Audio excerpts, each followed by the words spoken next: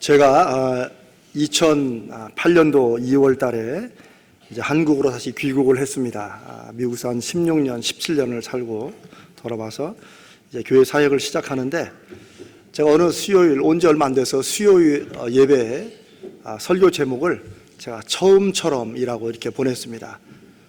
그랬더니 하루 뒤에 사무실에서 난리가 났어요. 그래서 저한테 막 전화가 오더니, 목사님, 이렇게 하면 큰일 납니다. 그래서 제가 설교 제목을 보내고 큰일 났다는 얘기 드린 건 평생에 처음이었습니다. 그래서 아니 왜 그러냐?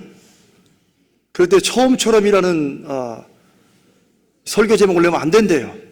이제 여기 계신 분들은 뭐 잘 모르시니까 참 우리 교회가 은혜롭습니다. 근데 알고 보니까 여기 소주 이름이 처음처럼이에요. 그래서 제가 얼마나 속으로, 야, 이 좋은 이름을 소주 이름에 뺏기다니. 그래서 제가 나중에 새롭게 늘 새 마음으로 이렇게 이제 제목을 바꿨습니다만은, 저는 소주는 안 좋아하지만 처음처럼이라는 말은 참 좋아합니다. 여러분도 어떤 단어를 생각하면 마음이 뭉클해지고 좋은 단어가 있을 건데, 저는 이 처음이라는 말을 참 좋아합니다.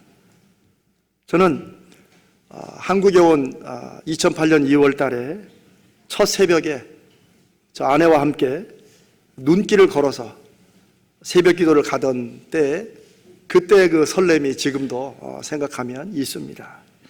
한 10여 분 거리를 걸어가는데 너무 감사했고, 또 그 길이 너무 설렜습니다. 오늘이 이제 우리 음력으로 1월 2일입니다. 여러분, 그동안 살아오시면서 무언가를 결심했던 첫 순간, 첫 마음 있으실 겁니다. 여러분, 그때 그 마음을 혹시 지금도 기억하고 계십니까?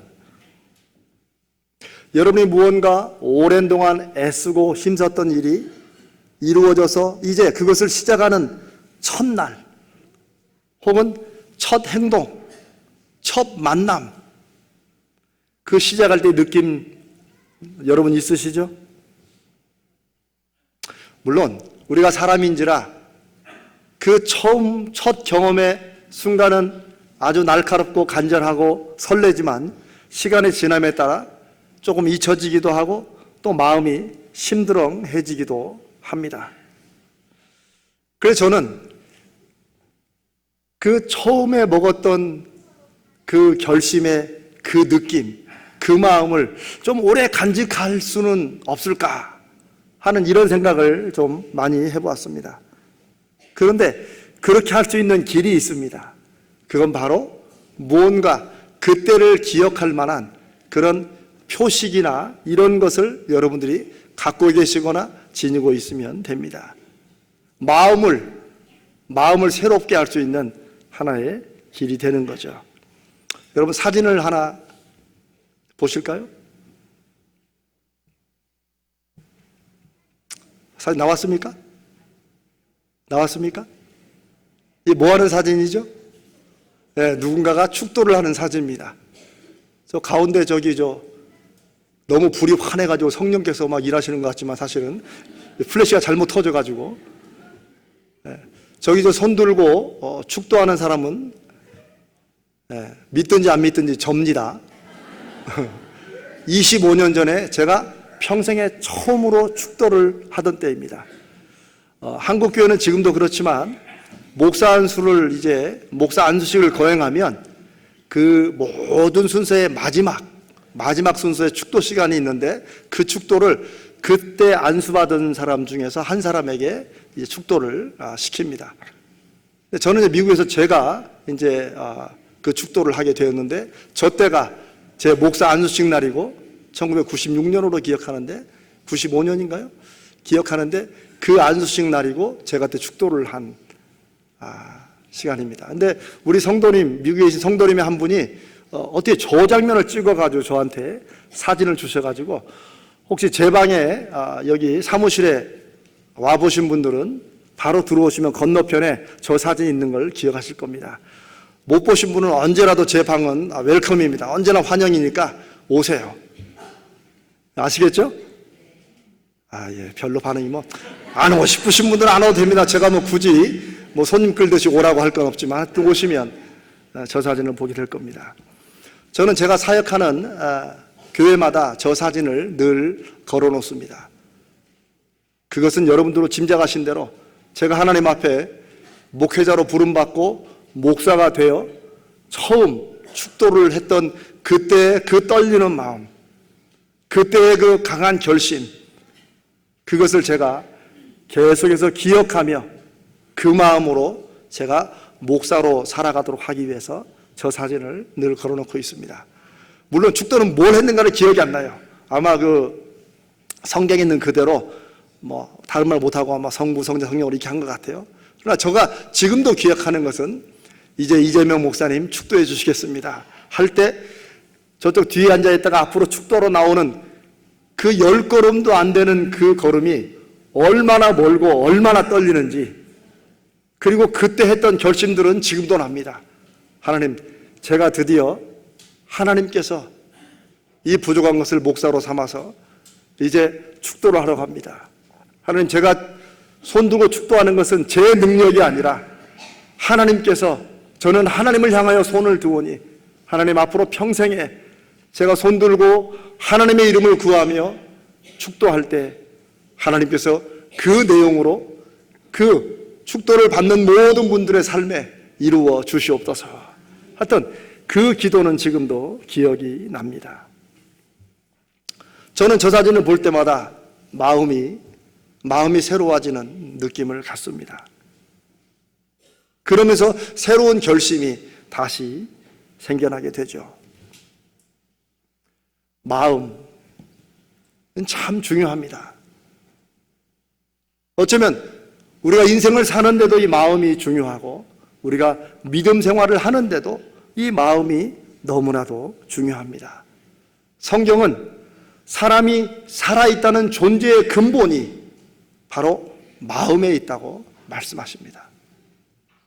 성경만큼 이 마음의 문제를 중요하게 생각하는 그런 것이 없을 것 같습니다. 여러 말씀 중에 저와 여러분이 잘 아는 잠언서 4장 23절에 무릇 지킬 만한 것보다 더욱 내 마음을 지키라.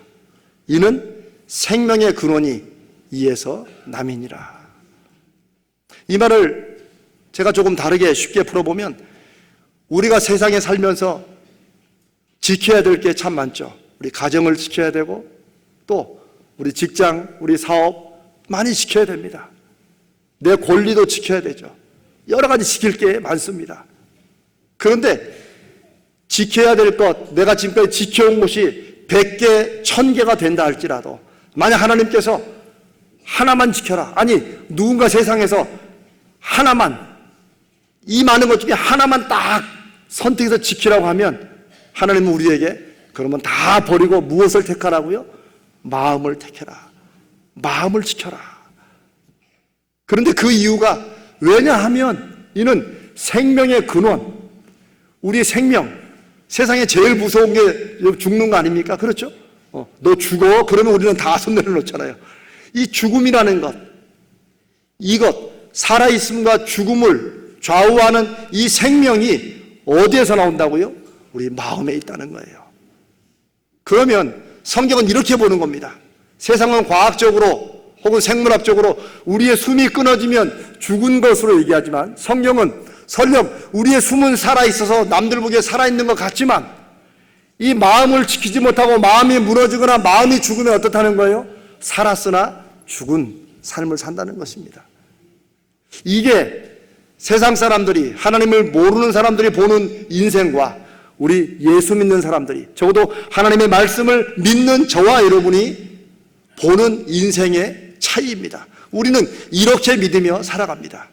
세상은 무엇을 가지고 다른 사람보다 더 많은 걸 가지고 더 지켜야 될 게 많을수록 성공한 인생이라고 하지만, 하나님은 생명이라는 것은 마음에서 나오는 것인데, 그 마음을 지키는 것이 진정으로 살아있는 것이고, 마음이 살아있어야 정말 살아있는 것이라고 말씀하는 것입니다. 사실 여러분, 우리도 힘들 때 그런 생각 들잖아요. 참, 이 살아도 사는 게 아니야. 우리가 그런 말은 생각에서 머릿속에서 막 지어서 나오는 게 아니고 어때 그런 말 나오잖아요. 요즘 어떠세요? 그러면 아유 살아도 사는 게 아니에요. 맞습니다. 우리도 모르게 그런 마음이 나오죠. 살아도 사는 게 아닌 것 같은 삶. 또 어떨 때는 너무 가령 자녀의 합격 소식이나 혹은 자녀의 출산 소식이나 좋은 소식을 들었을 때 우리는 그렇습니다. 야, 정말 이게 사는 맛이지. 그렇죠? 네. 여러분 그럴 때 있으시죠? 없으십니까? 없으시면 있어야 됩니다.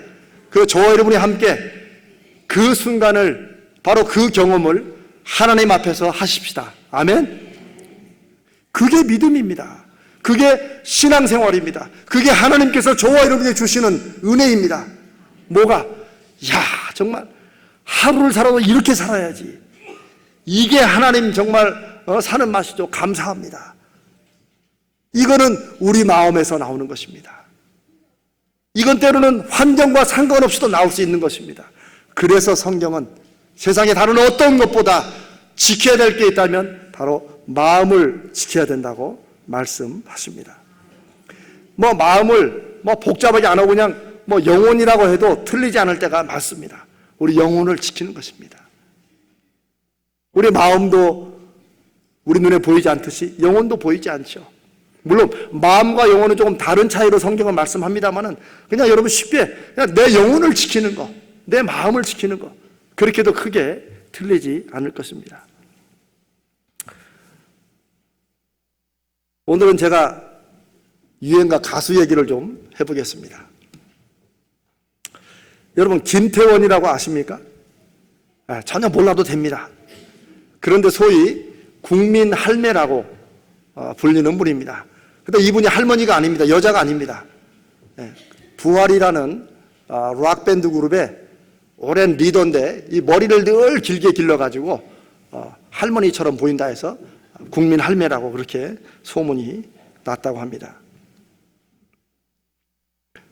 2009년도인가 2010년도인가 이 부활 그룹에, 여러분 제가 드릴 말씀 다 잊어버리세요.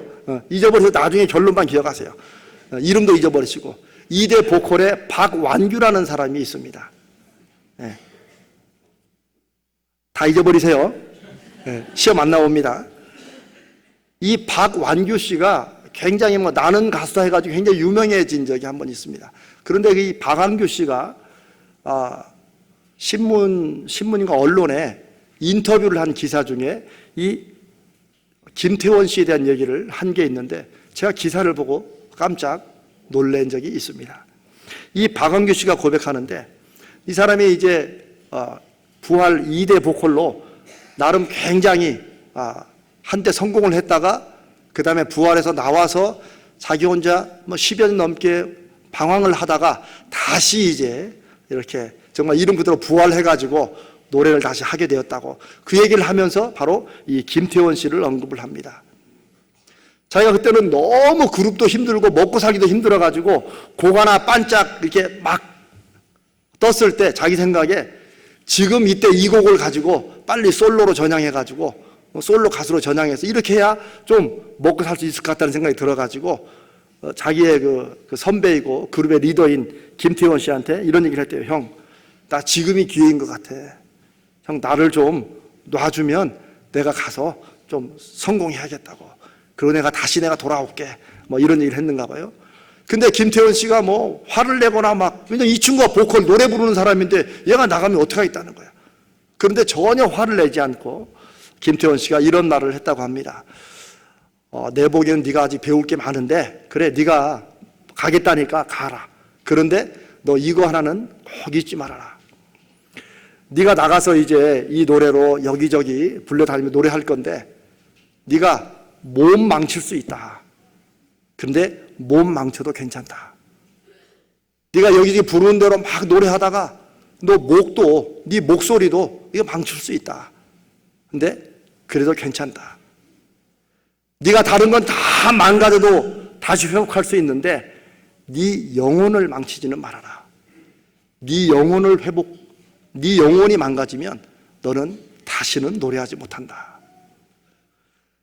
그런데 박완규 씨 말입니다. 그때는 빨리 나가고 싶었는데 무슨 엉뚱한 소리냐 해서 알았어요 형 그러고 나왔는데 자기가 그 후로 10년 넘게 방황하면서 성공도 했다가 또 바닥도 내려갔다가 결국은 가장 밑바닥에 내려가서 보니까 오래전에 그 김태원 씨가 너 영혼은 망치지 말아라. 너 영혼을 망치면 다시는 노래하지 못한다. 라는 말이 생각나더라는 거예요. 자기는 이제 가수의 이제 꿈도 다 접고 이미 자기는 안 된다고 생각하는데 그 김태원 씨의 그 말이 생각나서 김태원 씨를 찾아갔답니다. 그리고 형, 나 다시 노래할 수 있을까? 김태원 씨 아이가 박원기 씨하고 이렇게 계속 얘기를 해보더니 너는 아직 영혼이 살아있다. 그러니까 다시 노래해도 된다. 그래가지고 뭐 얼마 후에 이제 나는 가수에 나오고 뭐 그랬다는 얘기입니다. 좀 얘가 너무 길어서 죄송합니다. 저는 그 인터뷰 기사를 읽으면서 제가 결코 무슨 뭐 가수나 이런 노래하는 분들을 제가 결코 폄하하거나 낮춰 부르는 게 아닙니다. 저는 이런 마음이 들었어요.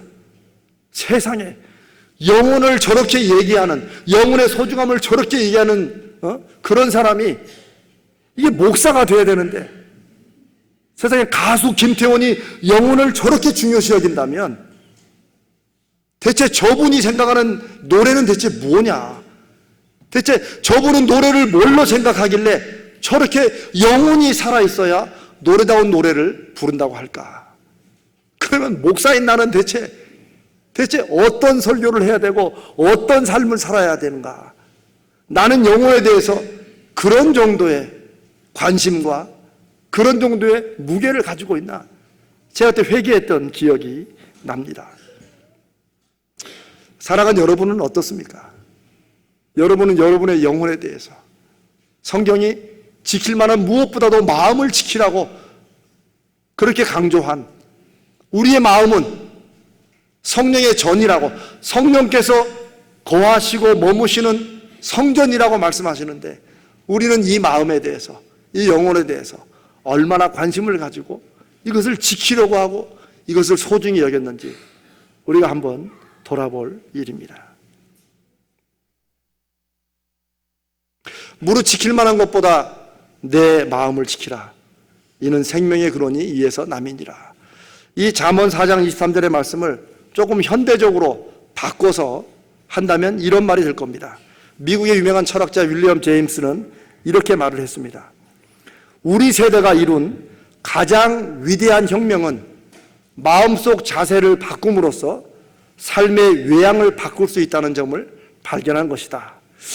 이해될 듯 하면서 좀 어렵죠. 이런 뜻입니다. 인류가 살아오면서 수없이 많은 놀라운 혁명을 일으켰습니다. 과학기술의 혁명을 일으켰고요, 의료혁명을 일으켰고요, 자본주의 혁명을 일으켰고요. 그런 걸 통해서 사람들의 삶이 많이 좋아지고 많이 발전했습니다. 그런데 이 윌리엄 제임스가 보기에 인류가 이룩한 가장 놀랍고 위대한 혁명은 바로 이거라는 거예요. 우리의 마음속의 자세, 우리의 내적 태도, 내가 어떤 마음을 먹느냐, 내가 어떤 자세로 하느냐, 우리가 뭐 쉽게 하는 말 아닙니까? 이것을 우리가 바꾸면, 이것만 바꿔도 우리의 삶의 겉모습, 즉 우리가 열심히 일해서 벌려고 하는 돈, 뭐 오르려고 하는 뭐 직위, 하여튼 우리가 생각하는 모든 인생의 겉에 드러나는 모든 것들이 보이지 않는 이 안의 마음속 자세를 바꾸면 그게 바뀐다는 것, 이거를 발견한 것이 가장 위대한 혁명이라는 것입니다. 저는 이 말을 너무 좋아하고 제가 청년들에게 이 말을 수없이 해줍니다. 왜냐하면 이게 바로 사람들은 눈에 보이는 걸 바꾸기 위해서 눈에 보이는 것을 변화시킵니다. 눈에 보이는 모습을 더 좋게 만들기 위해서 눈에 보이는 조건들을 자꾸 바꿔갑니다. 하지만 성경은 눈에 보이는 것을 바꾸기 위해서는 무엇을 바꿔야 된다고요? 눈에 보이지 않는 것을 바꿔야 한다고 말씀한다는 것이죠. 우리는 이것을 믿는 사람들입니다. 우리는 이런 하나님을 우리가 의지하고 살아갑니다. 우리의 기도는 안 믿는 사람들이 볼 때는 그냥 자기 마음이나 다스리고 마음 편하자고 기도하면 되지 뭐 저렇게 응답을 바라고 이러는가 할지 모르지만 우리는 이 기도라는 어떻게 보면 추상적이고 보이지 않는 이것을 통해서 눈에 보이지 않는 하나님을 내 삶으로 초청하고 그분이 내 삶에 일하시도록 자리를 내어드리는 것입니다.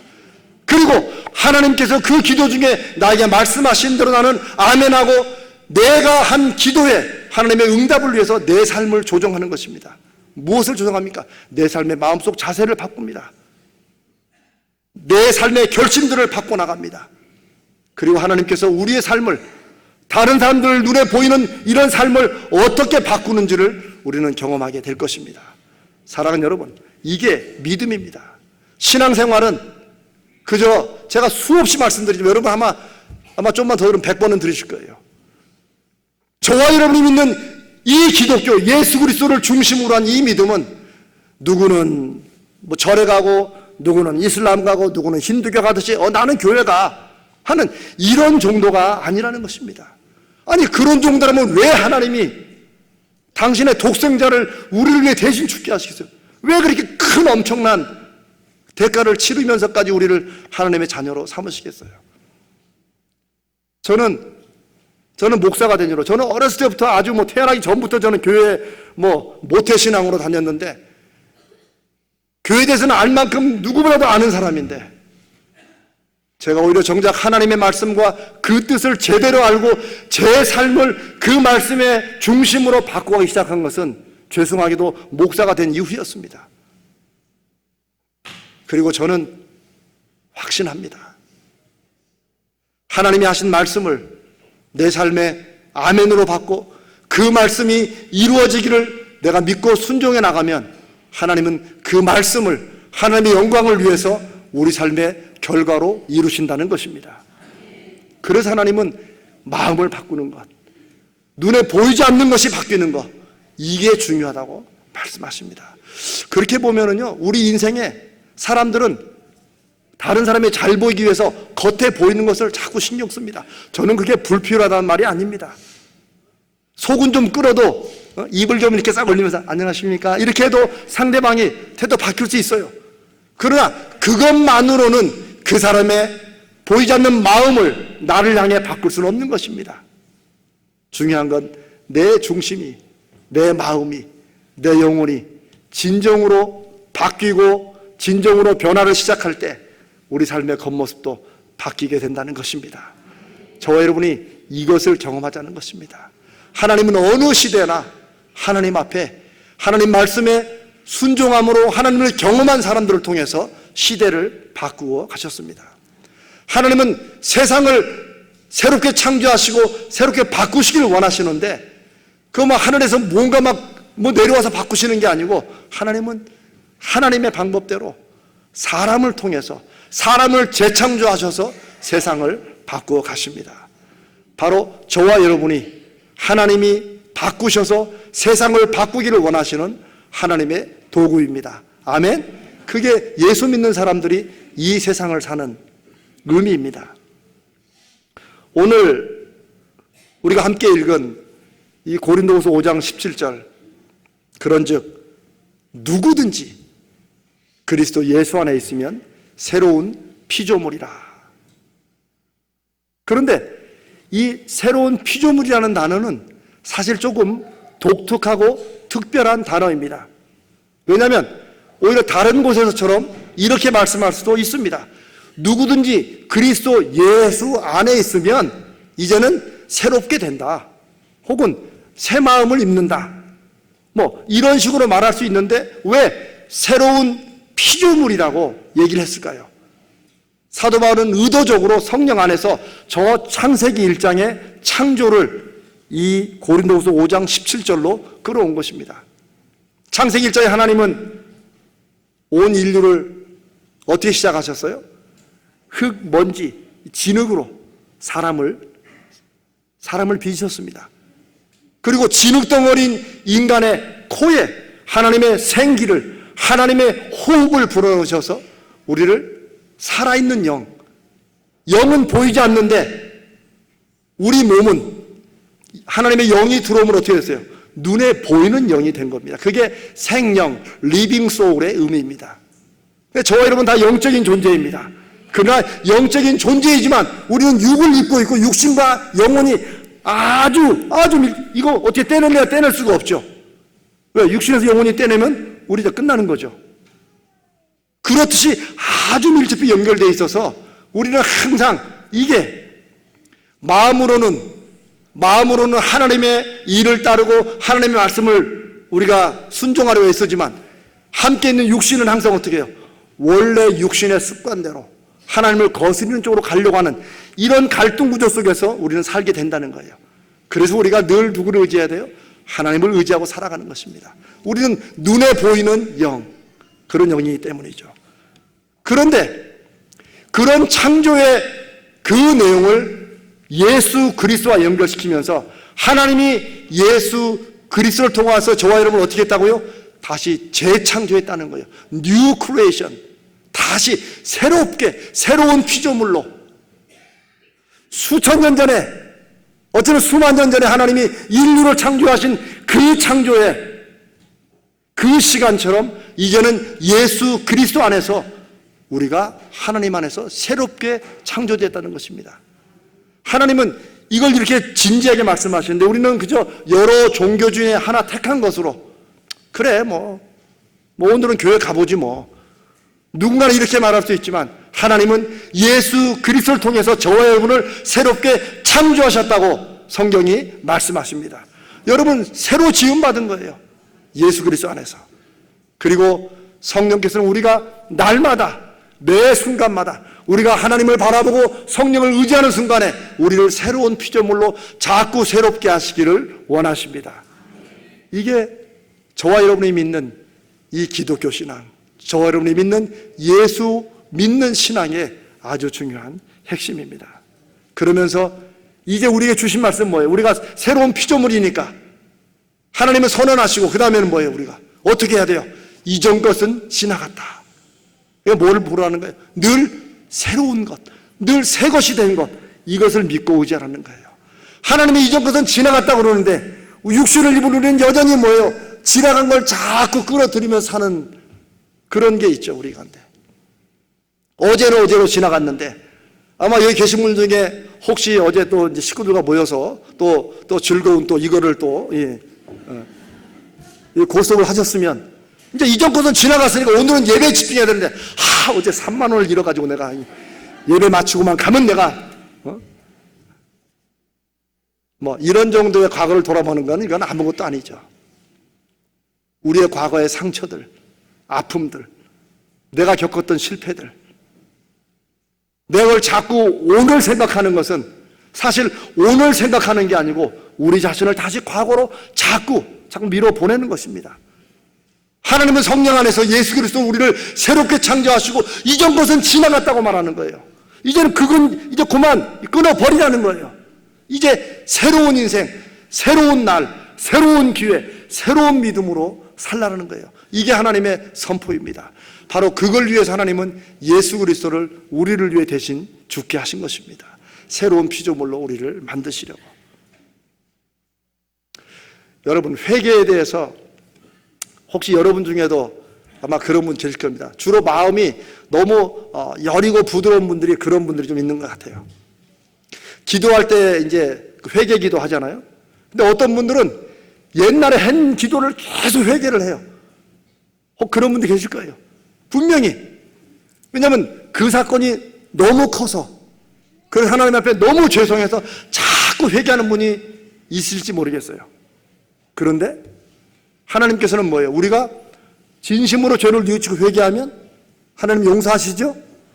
용서하실 뿐만 아니고 어떻게 하나님은 기억도 안 하신다고 그랬어요. 얼마나 기억을 안 하셨느냐? 동쪽과 서쪽에 얼마나 먼가를 봐라. 이런 것처럼 나는 기억하지 못한다. 그런데 우리가 자꾸 하나님께 이미 회개한 거 하나님이 다 잊어버리셨는데 또 하나님의 기억을 또 되살려. 하나님 제가 또 이런 죄를 또 짓고 하나님이 야 나 다 잊어버린 네가 자꾸 왜 생각나게 하냐. 하나님이 그러실 수 있어요. 어떤 분은 이 얘기를 회개라고 하는 것은 물 웅덩이에 우리가 죄들을 다 던지는 건데 사람들은 자꾸 회개한 걸 또 하고 하는 것은 마치 낚시를 하는 거야. 또 거기서 또 낚시해가지고 또 끌어올리고 하나님께서는 회개 웅덩이에다가 낚시 금지라는 표말을 세워놓으셨다. 이렇게 말하는 분도 있습니다. 왜 그래요?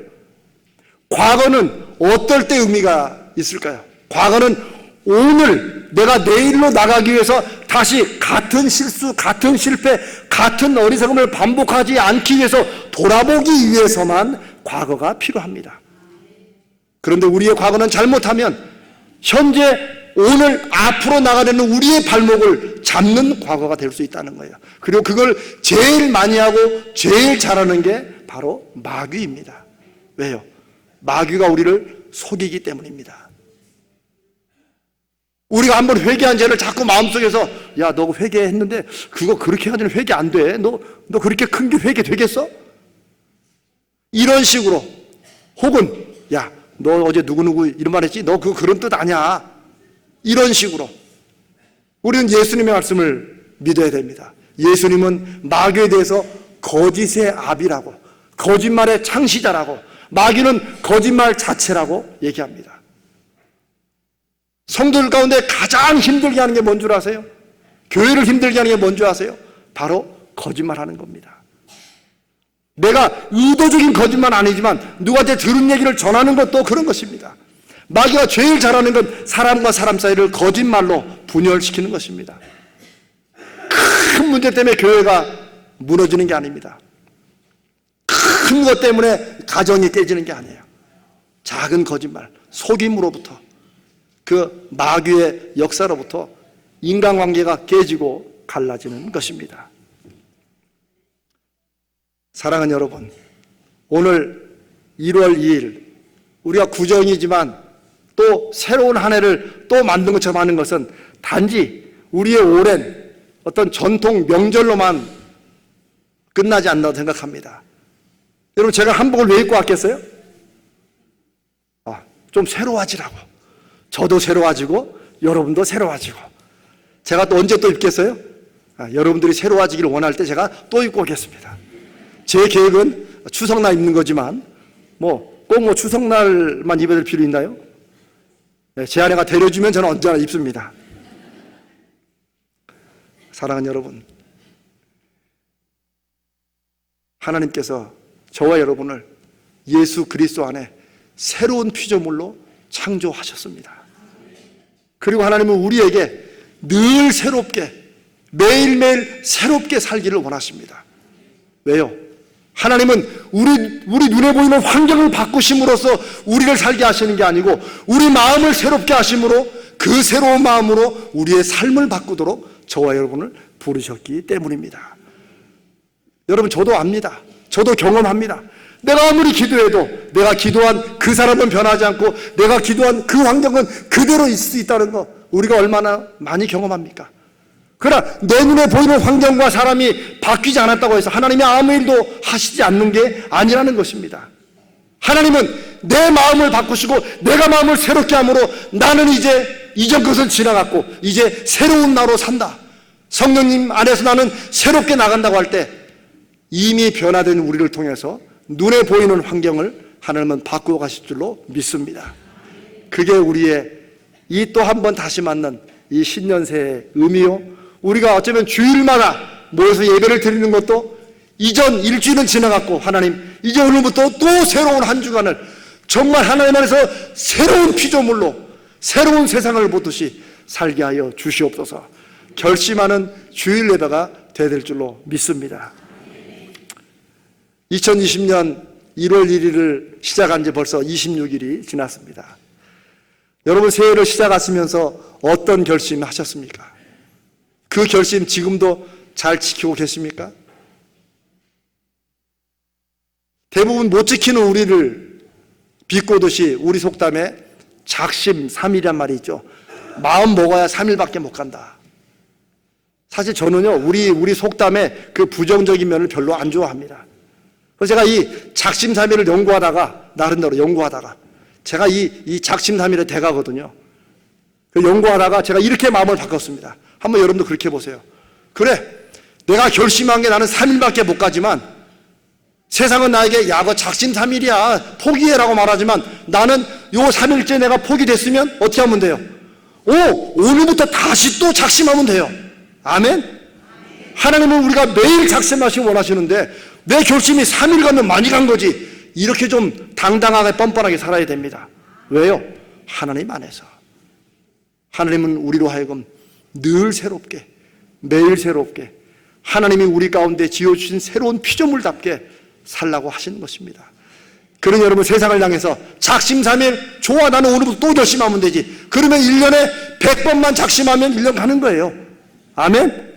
그러면 여러분, 안 바뀔 일이 있겠습니까? 없겠습니까? 없지요.